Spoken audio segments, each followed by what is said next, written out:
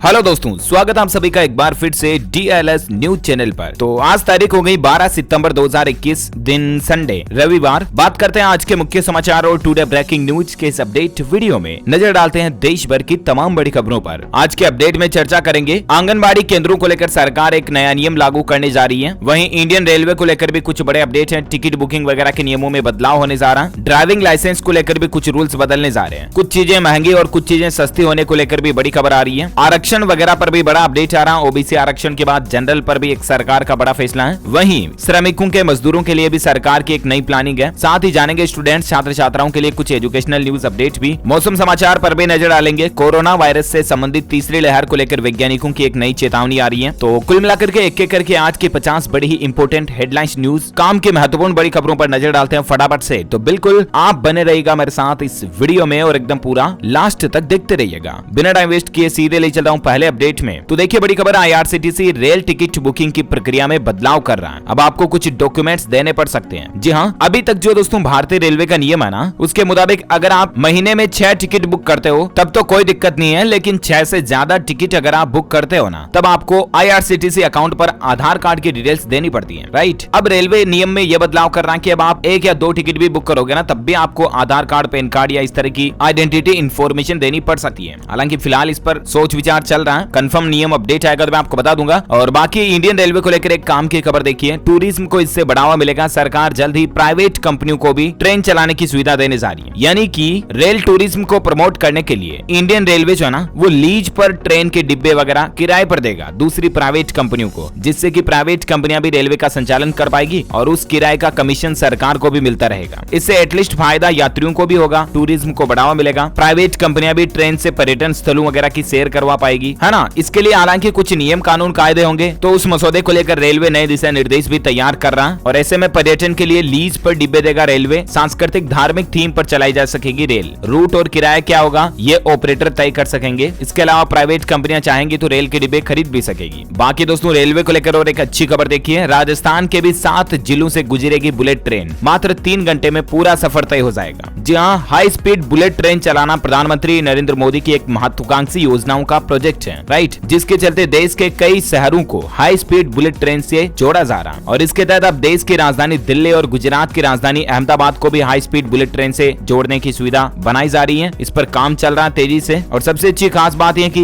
दिल्ली अहमदाबाद जो high speed bullet train होगी ना, उसका 75% हिस्सा राजस्थान में भी आएगा। यानी कि राजस्थान के भी 7 जिलों में बुलेट ट्रेन की सर्विस मिलने लग जाएगी। वहीं बिहार के यात्रियों को भी रेलवे ने बड़ा तोहफा दिया। अब सप्ताह में 2 दिन चलेगी चंपारण सत्याग्रह एक्सप्रेस ट्रेन। इतने दिन एक दिन ही चलती थी, तो अब 2 दिन कर दिया। तो ये तो कुछ रेलवे से संबंधित अपडेट रहे। वहीं अब हम फटाफट से नजर डालते हैं देश की कुछ और अगली बड़ी महत्वपूर्ण खबरों पर। देखिए, प्रधानमंत्री नरेंद्र मोदी ने ऐलान किया कि BHU में स्थापित होगी सुब्रमण्य भारती चेयर। जी हाँ, बनारस हिंदू विश्वविद्यालय में सुब्रमण्य भारती जी के नाम पर एक चेयर स्थापित करने का निर्णय लिया है। और साथ ही अपडेट देखिए, PM मोदी करेंगे राम मंदिर निर्माण के दूसरे चरण का शुभारंभ। मंदिर निर्माण को गति देने के लिए ट्रस्ट ने कुछ फेरबदल किए हैं। इसकी निर्माण प्रोजेक्ट की प्लानिंग में अब 44 नहीं बल्कि 48 लेयर की नींव होगी। और इसके निर्माण का जो चरण चल रहा है, इसके सेकेंड फेज का शुभारंभ प्रधानमंत्री नरेंद्र मोदी करने जा रहे हैं। और दोस्तों राम मंदिर निर्माण का काम जोरों शोरों से चल रहा है। उम्मीद है हमें 1-2-2.5 साल में ये मंदिर कंप्लीट बनकर तैयार देखने मिलेगा। अच्छा, वहीं एक बहुत ही महत्वपूर्ण खबर देखिए, आपकी हमारी डेली लाइफ में काम आने वाली इंपोर्टेंट जानकारी है। FSSAI ने मिलावट के खिलाफ एक अभियान चलाया। घर बैठे ऐसे चेक करें सरसों का तेल असली है या नहीं। जी हाँ, क्योंकि दोस्तों आजकल आपको पता होगा खाने के तेलों की दाम महंगाई काफी ज्यादा बढ़ रही है। और इसके चलते कई लोग क्या कर रहे हैं, खाने के तेलों में मिलावट कर रहे हैं। ऐसे में food safety standard authority of India जो है ना, उसने आम लोगों को एक जानकारी दी है और मिलावट के खिलाफ एक अभियान चलाया है। घर बैठे ही आप खाने का तेल असली है या नकली है, इसको चेक कर सकते हैं। FSSAI ने ट्वीट करके खुद इस बात की जानकारी भी दी है। अब ये चेक कैसे कर सकते हैं, तो इसके लिए कुछ सिंपल स्टेप्स हैं, समझिए आप। सबसे पहले आपको एक टेस्ट ट्यूब लेनी या कुछ भी कांच की ऐसी नली लें, जिसमें आप 1 ml तेल डाल दें। ठीक है ना, 2, 4, 5, 10 बूंद। उसमें आपको 4 ml डिस्टिल वाटर मिलाना है। जितना तेल डाले हैं उसका 4 गुना आपको डिस्टिल वाटर यानी कि शुद्ध पानी मिलाना है। डिस्टिल वाटर और कुछ नहीं, पानी को गर्म करो, उबालो और उसको वापस ठंडा कर दो। वो शुद्ध पानी ही डिस्टिल वाटर है। ठीक है ना, तो आपको 1 ml तेल लेना खाने का और उसमें 4 ml पानी मिलाना है। इस मिक्सचर का 2 ml एक दूसरे टेस्ट ट्यूब में लेना है और मिक्सचर में 2 ml कंसेंट्रेटेड HCl यानी कि हाइड्रोक्लोरिक एसिड मिलाना आपको। ठीक है ना, अब अगर आपको मिलावटी तेल के ऊपरी परत में कोई रंग परिवर्तन नहीं दिखाई दे, तब तो आपका तेल असली है। लेकिन मिलावटी तेल के ऊपरी परत में एसिड में अगर रंग बदल जाता है, तो जाहिर सी बात है आपके तेल में मिलावट है। और जहाँ कहीं से भी आप तेल खरीद रहे हो उनके खिलाफ शिकायत भी कर सकते हैं आप। खुद भारत सरकार के ऑफिशियल डिपार्टमेंट की तरफ से आम पब्लिक के लिए जानकारी शेयर की गई है, मैंने आपको बता दी। चलिए फिलहाल बात करें अगली बड़ी खबर। देखिए कमाई का एक बेहतरीन मौका है, घर बैठे आप 50,000 का इनाम जीत सकते हैं, बस आपको कुछ छोटा सा काम करना है। जी हाँ, ये कोई मतलब ऐसी लॉटरी वगैरह नहीं है। दरअसल सरकार ने एक कॉन्टेस्ट यानी कि प्रतियोगिता निकाली है और सबसे अच्छी बात है कि देश का कोई भी नागरिक घर बैठे ही इस प्रतियोगिता में हिस्सा ले सकता है। इसके लिए आपको करना क्या है, तो दरअसल सरकार का एक नया प्रोजेक्ट, नया अभियान है जिसका टाइटल है अंतर्राष्ट्रीय बाजरा वर्ष 2023। इस पर आपको एक टैग लाइन बनानी है, बढ़िया सा टैग लाइन, और एक लोगो डिजाइन करना। अगर आपका बनाया गया लोगो और टैग लाइन गवर्नमेंट को पसंद आ जाता है और आप प्रतियोगिता के विजेता रहते हैं, तब आपको 50,000 रुपए की इनाम राशि दी जाएगी। इसके लिए ऑफिशियल लिंक भी है सरकार की mygov.in पर, आपको ये कंप्लीट इन्फॉर्मेशन देखने को मिल जाएगी। इसका लिंक भी मैं आपको इस वीडियो के नीचे डाल दूंगा, ठीक है ना। तो आप भी इस कॉन्टेस्ट में हिस्सा ले सकते हैं और विनर बनके ये रकम जीत सकते हैं। चलिए अगली बड़ी खबर देखिए। 17 सितंबर को यूपी के हर गांव और शहर में होगा किसान आंदोलन। 85 किसान संगठनों ने लखनऊ में यह फैसला लिया। इसी महीने की 17 तारीख को यूपी में हर गांव हर शहर में किसान आंदोलन को बढ़ावा दिया जाएगा। इसके अलावा किसानों की एक और बड़ी घोषणा देखिए, फिर से बड़ा ऐलान कर दिया यूपी मुजफ्फरनगर में 26 सितंबर को किसानों की एक और महापंचायत होने जा रही है। इस बार हिंद मजदूर किसान समिति और गठवाला खाप की ओर से महापंचायत करने की घोषणा की गई है। और बाकी आपको पता होगा 27 सितंबर को ऑलरेडी किसान भाई लोग भारत बंद का ऐलान भी कर चुके हैं। कृषि कानूनों को लेकर सरकार को घेरने की भी इनकी तैयारी चल रही है। तीनों कृषि कानूनों के विरोध में जो किसान भाई लोग काफी महीनों से आंदोलन कर रहे हैं, अब ऐसे में सरकार को जरूर इस पर कोई न कोई अच्छा फैसला लेना चाहिए जिससे कि किसान भाई लोग सहमत हो सके, राइट। और वहीं देखिए पंजाब में भी चुनाव की तारीखों का ऐलान होने तक रैलियां नहीं करने की संयुक्त किसान मोर्चा ने सभी राजनीतिक दलों को अल्टीमेटम दे दिया कि जब तक चुनाव की तारीखों का ऐलान नहीं होता तब तक कोई भी रैली नहीं कर पाएंगी कोई भी पॉलिटिकल पार्टी पंजाब राज्य में, है ना।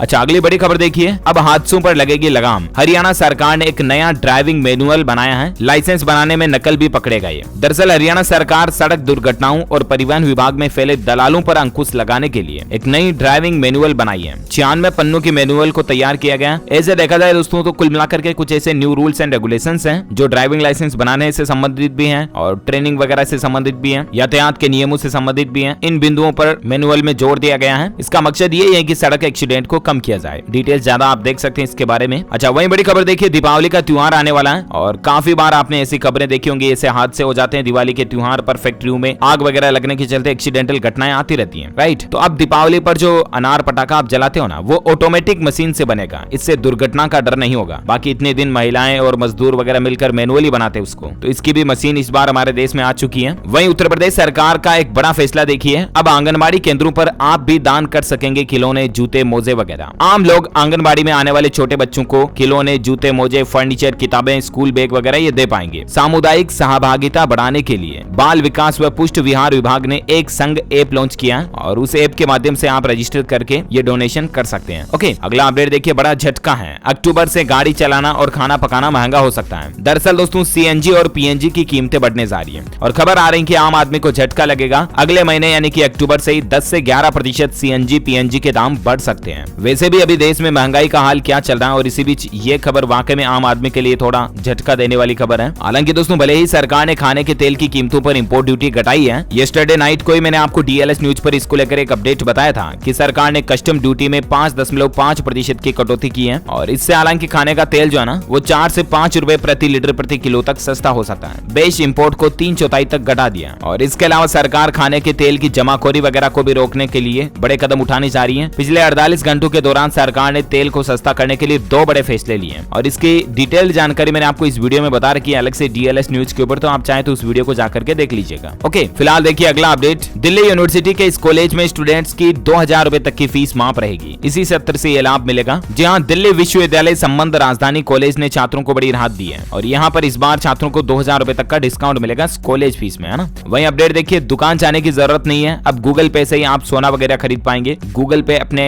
ऐप में ये फीचर भी अब आपको देगा गोल्ड परचेज करने का। अच्छा वहीं एजुकेशन पर और एक खबर देखिए, जेईई मेन 2021 के रिजल्ट में कुछ देरी हुई और उसके चलते अब जेईई एडवांस के लिए 13 सितंबर से रजिस्ट्रेशन वगैरह शुरू होंगे। ओके साथ ही अपडेट देखिए, गुजरात सरकार में बड़ा बदलाव देखने को मिला। रूपाणी के इस्तीफे के बाद भाजपा आज चुनेगी नया नेता। सभी विधायकों को अहमदाबाद बुलाया गया है। आपको पता होगा गुजरात के मुख्यमंत्री विजय रूपाणी ने कल ही इस्तीफा दे दिया था। हालांकि चुनाव को अभी तक भी 1 साल से ज्यादा का समय बाकी है, लेकिन इससे पहले अचानक से पद से इस्तीफा देना कई राजनीतिक पार्टियों के लिए एक प्रश्नवाचक चिन्ह बन गया। सवाल चल रहे हैं, बहस चल रही है कई जगहों पर। और ऐसे में गुजरात का अब नया मुख्यमंत्री कौन होगा, इसको लेकर सबसे बड़ी फुसफुसाहट कई पॉलिटिकल पार्टियों में आपको देखने को मिल जाएगी। और ऐसे में विधायक दल की बैठक होगी आज, और आज गुजरात को नया सीएम मिलेगा। हालांकि गुजरात के नए सीएम की रेस में 4 दिग्गज नेता, 4 नाम आगे चल रहे हैं, जो कि पीएम नरेंद्र मोदी और गृह मंत्री अमित शाह से भी खास नजदीकियां हैं उनकी। ये 4 नाम में कौन कौन से नेता हैं, इनकी तस्वीरें भी आप स्क्रीन पर देख सकते हैं, जिसमें खास करके मनसुख मांडविया, जो कि बीजेपी के कद्दावर नेता भी हैं, हाल ही में उन्हें मोदी कैबिनेट में भी शामिल किया गया, तो वो भी सीएम बन सकते हैं। और बाकी अभी तक भी चर्चाएं चल रही है, कंफर्म अपडेट आएगा तो मैं आपको बता ही दूंगा डीएलएस न्यूज पर। ज्यादा पॉलिटिकल बातें नहीं करेंगे, सीधा आगे बढ़ेंगे अगली बड़ी खबरों में। देखिए, ऑटोमोबाइल इंडस्ट्री को लेकर अपडेट है। सरकार ने खारिज की टेस्ला की मांग, कहा कि पहले उत्पादन करें फिर टैक्स में छूट मिलेगी। टेस्ला कंपनी ने भारत में टैक्स छूट वगैरह को लेकर सरकार से अपील की थी, तो गवर्नमेंट का कहना कि पहले प्रोडक्शन हाउस से शुरू करें, उसके बाद गवर्नमेंट टैक्स में छूट देगी। बाकी आपको पता होगा, हाल ही में दोस्तों फोर्ड कंपनी ने यह ऐलान किया था कि वो भारत से अपने प्रोडक्शन प्लांट बंद कर रही है, राइट। तो फोर्ड से जुड़ी 4000 कंपनियों पर भी ताला लग सकता है। और इसमें सबसे बड़ी दुख भरी बात यह है कि इतनी हजारों कंपनियां अगर बंद होगी तो इनके लाखों कर्मचारियों को भी नौकरी से हाथ धोना पड़ सकता है। और ऐसे में देश के हजारों लाखों कर्मचारियों के सामने रोजगार का एक बड़ा संकट खड़ा हो गया। वहीं बड़ी खबर देखिए, उत्तर प्रदेश में 15 अक्टूबर तक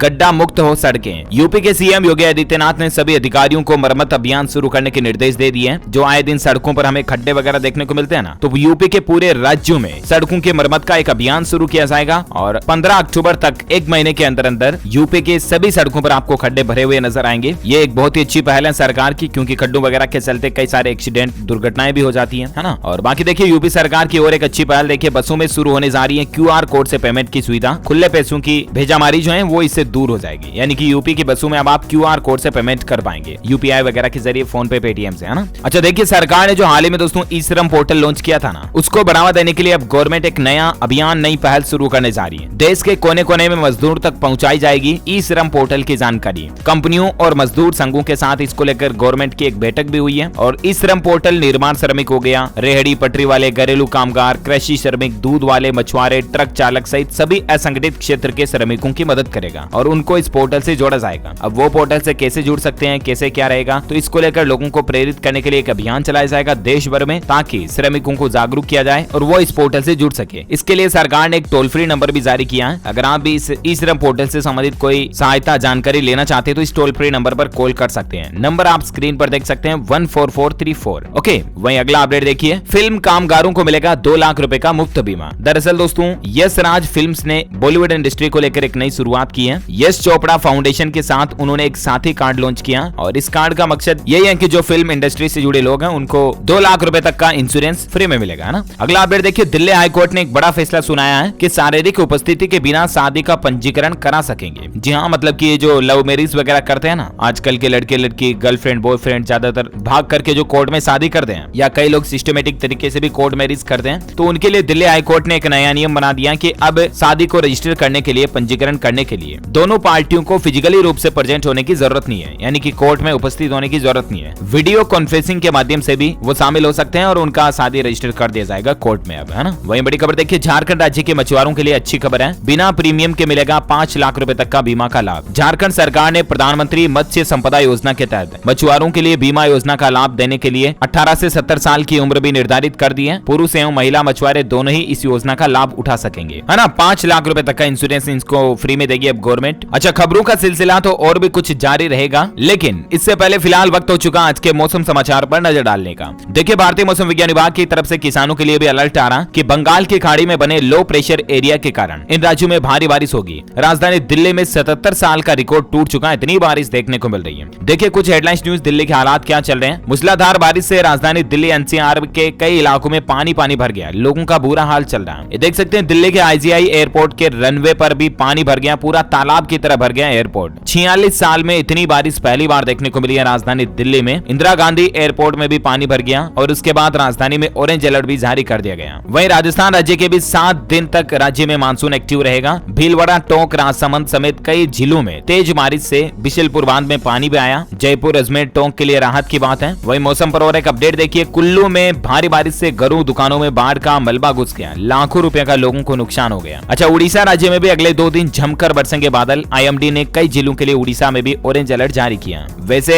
आज 12 सितंबर 2021 का संपूर्ण भारत का मौसम पूर्वानुमान आखिर क्या कहता है, तो मैं आपको बता दूं, अगले 24 से 48 घंटों के दौरान पंजाब, हरियाणा हरियाणा, दिल्ली, उत्तर प्रदेश, उत्तराखंड, उड़ीसा, छत्तीसगढ़, मध्य प्रदेश, पूर्वी राजस्थान, पूर्वी गुजरात, अंडमान निकोबार द्वीप समूह में भी हल्की से मध्यम बारिश की संभावना है। वहीं पश्चिम बंगाल के कुछ हिस्सों में, कोंकण, गोवा, तटीय कर्नाटक, पश्चिमी राजस्थान, सौराष्ट्र, कच्छ, तटीय आंध्र प्रदेश, तेलंगाना, आंतरिक कर्नाटक, केरल, तमिलनाडु, बिहार और पूर्वोत्तर भारत के भी कई राज्यों में हल्की बारिश हो सकती है। ओके, मौसम समाचार के बाद दोस्तों कोरोना वायरस से संबंधित कुछ बड़ी खबरों पर नजर डालते हैं। देखिए अपडेट, सिक्किम में स्कूल खुलते ही बच्चों पर टूटा कोरोना का कहर, 5 पॉजिटिव पाए गए। सरकार ने अब 31 अक्टूबर तक वापस स्कूलों को बंद करने का फैसला किया। हालांकि कई राज्य सरकारें स्कूल खोल चुकी हैं, लेकिन अब बच्चे वापस संक्रमित आ रहे हैं और ये कोरोना की तीसरी लहर का भी अलर्ट हो सकता है, इसीलिए कई राज्य सरकारें वापस स्कूलों को बंद भी कर रही है। देखिए जम्मू कश्मीर में भी शिक्षण संस्थानों को फिर से खोलने के लिए 18 साल से ऊपर के छात्रों को प्राथमिकता पर वैक्सीन लगाई जाए, ये कहना है जम्मू के उपराज्यपाल का भी। इसके अलावा देखिए बिहार के मुख्यमंत्री नीतीश कुमार ने आदेश दे दिया कि इन राज्यों से आने वाले लोगों की जरूर करें कोरोना की जांच। जी हां, बिहार के मुख्यमंत्री नीतीश कुमार ने कल ही कोरोना को लेकर राज्य के लोगों के लिए नई गाइडलाइंस जारी की। बिहार में बीमारी पर मुख्यमंत्री का अलर्ट देखिए आप, कोरोना के खतरे को लेकर नई गाइडलाइंस जारी हुई है। अब एक दिन में 2 लाख लोगों की जांच होगी और बाहर से आने वाले लोगों पर विशेष नजर रहेगी। सीएम का कहना है कि अस्पतालों में दवा की व्यवस्था पर्याप्त बनाकर रखें, ग्रामीण क्षेत्रों में टीकाकरण तेज करें, हर दिन 2 लाख लोगों की जांच करें। मुंबई, केरल और तमिलनाडु से आने वाले लोगों का बिहार में जरूर कोरोना टेस्ट होगा, है ना। वहीं अगली बड़ी खबर देखिए, कोरोना पर की सरकार ने तीसरी लहर को लेकर लोगों को चेताया और कहा कि किसी भी तरह की ढिलाई नहीं कर सकते हैं। जी हाँ, अभी भी दोस्तों कोरोना के मामले और आंकड़े आना कम नहीं हुए हैं। और इसी बीच आपको पता होगा सरकार ने हाल ही में कोरोना को लेकर बैठक भी की थी। पीएम मोदी ने कहा कि ऑक्सीजन सप्लाई तेजी से बढ़ाएं, बच्चों के बेड और दवाइयों का इंतजाम पर्याप्त करके रखें। ये देश के सभी हॉस्पिटलों के लिए गवर्नमेंट ने दिशा निर्देश जारी कर दिए हैं, क्योंकि कोरोना की तीसरी लहर जो है ना बच्चों को चपेट में ले सकती है। ये बातें वैज्ञानिक और डॉक्टर्स, एक्सपर्ट्स वगैरह काफी दिनों से कह रहे हैं, राइट। तो इसी को लेकर सरकार ने ये आदेश भी जारी कर दिया। वही देखिए कोविड-19 पर अपडेट की 30 सितंबर तक राज्य की पूरी 18+ आबादी को कोरोना की वैक्सीन दे देंगे। केरल के मुख्यमंत्री का ये बयान निकल कर आ रहा। अच्छा दोस्तों, अगर आप भी कपड़े का मास्क पहनते हैं तो आपके लिए एक अच्छी खबर है, जरूरी गुड न्यूज देखिए। वैज्ञानिकों की नई रिसर्च रिपोर्ट जो है आपको खुश कर देगी। दरअसल बात कुछ यूं है कि हाल ही में वैज्ञानिकों के एक स्टडी में इस बात का पता चला कि जो कपड़े का मास्क होता है जिसे आप बार बार धो करके यूज कर सकते हैं, रीयूज कर सकें, राइट। तो वो जो मास्क होता है ना उसमें कोरोना या किसी भी वायरस के कणों को छानने की क्षमता बार बार धोने से भी कम नहीं होती है। Aerosol and air quality research शोध मैगजीन में छपी स्टडी भी इस बात की पुष्टि करता है। और अगर आप कपड़े के मास्क के ऊपर सर्जिकल मास्क और लगा लेते हैं तो आपकी सेफ्टी और ज्यादा बढ़ जाती है। बाकी आप कपड़े का मास्क भी लगाते हैं तो भी कोई दिक्कत नहीं है, बार बार धोने से भी उसकी क्वालिटी में कोई कमी नहीं आती है। अच्छा, कोरोना खबरों के बाद कोरोना के आंकड़ों की बात करें ना तो देखिए भारत में पिछले 24 घंटों में 31,200 के लगभग नए मामले देखे गए, 338 लोगों की जान गई। एक्टिव केस की संख्या भारत में धीरे धीरे कम हो रही है, ये राहत की बात है। कल 3,84,000 थी, वो अभी 3,80,000 ही रह गई। एक्टिव केस मतलब सक्रिय मामले, है ना। और बाकी भारत में कुल मरने वालों की संख्या का आंकड़ा 4,42,000 तक पहुंच चुका है। ओके दोस्तों, तो ये तो रहा आज का ताजा कोविड डेटा, राइट। और अब अपन नजर डालते हैं देश से जुड़ी कुछ और हेडलाइंस न्यूज पर। देखिए भारत के विदेश मंत्री जयशंकर बोले कि तालिबान सरकार को भारत नहीं मानेगा। अफगानिस्तान की नई हुकूमत एक व्यवस्था से ज्यादा कुछ भी नहीं है। भले ही दोस्तों अफगानिस्तान के अंदर जो तालिबान ने कब्जा किया और तालिबान ने जो सरकार की गठन की स्थापना की उसको कई देश मान्यता दे चुके हैं, लेकिन भारत सरकार उसको नहीं मानेगी। देख सकते हैं विदेश मंत्री जयशंकर की 3 बड़ी बातें कि अफगान में महिलाओं और अल्पसंख्यकों के हालात चिंताजनक चल रहे हैं, मानव अधिकारों का सम्मान करे तालिबान, सरकार में सबको सम्मान दे, अफगान की जमीन का इस्तेमाल आतंकी गतिविधियों के लिए नहीं होना चाहिए। तो ये कुछ चर्चाएं और सिलसिला चल रहा अफगानिस्तान को लेकर। वहीं देश से जुड़ी कुछ और बड़ी खबरों पर नजर डालते देखिए रॉयल इनफील्ड ने मेटोर 350 की कीमत 7,000 रुपए तक बढ़ा दी है। अब इसकी प्राइस आपको 2 लाख रुपए के समथिंग मिलेगी। वहीं देखिए कर्नाटक सरकार नागरहोल टाइगर रिजर्व से आदिवासियों के पुनर्वास में तेजी लाएगी। केंद्र सरकार से इसको लेकर 1300 करोड़ रुपए भी मंजूरी मिल चुकी है। अच्छा, ऑनलाइन पढ़ाई में अब छात्रों को ज्यादा लाभ मिलेगा। नेशनल डिजिटल लाइब्रेरी शुरू करेगी ये नई सुविधा। जी हाँ, हमारे देश में एक नेशनल डिजिटल लाइब्रेरी शुरू होने जा रही है। अभी जो आपके आसपास अगर कहीं लाइब्रेरी है तो उसमें आप कई सारी बुक्स पढ़ सकते हैं, कई सारी, लेकिन फिर भी एक लिमिटेड होती है। मतलब एक फिजिकल लाइब्रेरी में कितनी बुक्स का कलेक्शन रख सकते हैं, सभी का तो नहीं ना। इस तरह से अब हमारे देश में डिजिटल लाइब्रेरी शुरू होने जा रही है जिसमें बच्चों को ऑनलाइन पढ़ाई में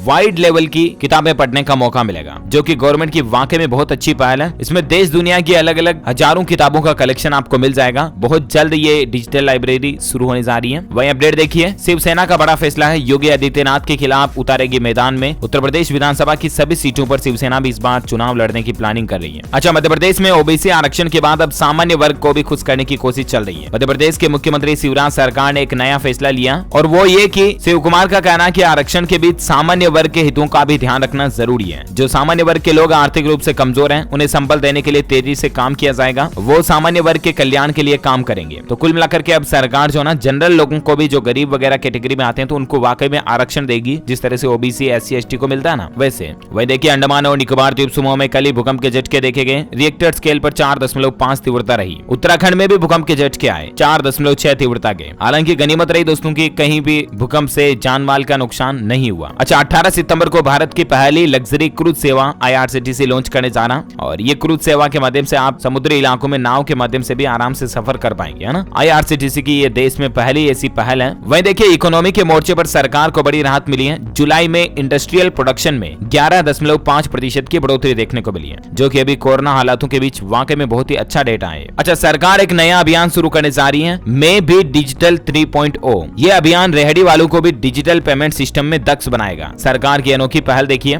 आजकल वैसे भी देश भर में ज्यादातर लोग जो है डिजिटल ट्रांजैक्शन, डिजिटल पेमेंट का ही यूज करते हैं, क्योंकि जब से नोटबंदी हुई उसके बाद से फोन पे, पेटीएम, भीम ऐप, गूगल पे वगैरह बहुत सारे ऑप्शन हम लोगों के पास आ गए हैं डिजिटल पेमेंट को बढ़ावा देने के लिए, राइट। लेकिन अब केंद्र सरकार रेहड़ी पटरी वालों को भी डिजिटल पेमेंट की ओर मोड़ने के लिए एक बड़ा पायलट अभियान शुरू करने जा रही है। आवासीय और शहरी मामलों के मंत्रालय ने इलेक्ट्रॉनिक्स और सूचना प्रौद्योगिकी मंत्रालय के सहयोग से देश के 233 शहरों में PM स्वनिधि योजना के तहत स्ट्रीट वेंडर्स के लिए डिजिटल ऑनबोर्डिंग और ट्रेनिंग के लिए एक विशेष अभियान शुरू करने जा रही है, जिसका नाम टाइटल दिया है सरकार ने कि मैं भी डिजिटल 3.0। और इसके तहत कुल मिलाकर के देश के अलग अलग शहरों में अभियान चलाया जाएगा, लोगों को ट्रेन किया जाएगा, ट्रेनिंग दी जाएगी कि कैसे डिजिटल पेमेंट करना है वगैरह वगैरह, है ना। ओके, तो इसी कड़ी में दोस्तों ये खबरों का सिलसिला यही खत्म होता है। आज दिन भर के तमाम अपडेट्स का वीडियो फिनिश करते हैं। और हाँ, मैं आपको बता दूं, आप हमारी DLS न्यूज टीम की तरफ से जीत सकते हैं एक शानदार सरप्राइज गिफ्ट। इसके लिए आपको लिखना इस सवाल का जवाब इस वीडियो के नीचे कमेंट बॉक्स में कि दोस्तों अभी हमारे भारत का इसरो जो है ना,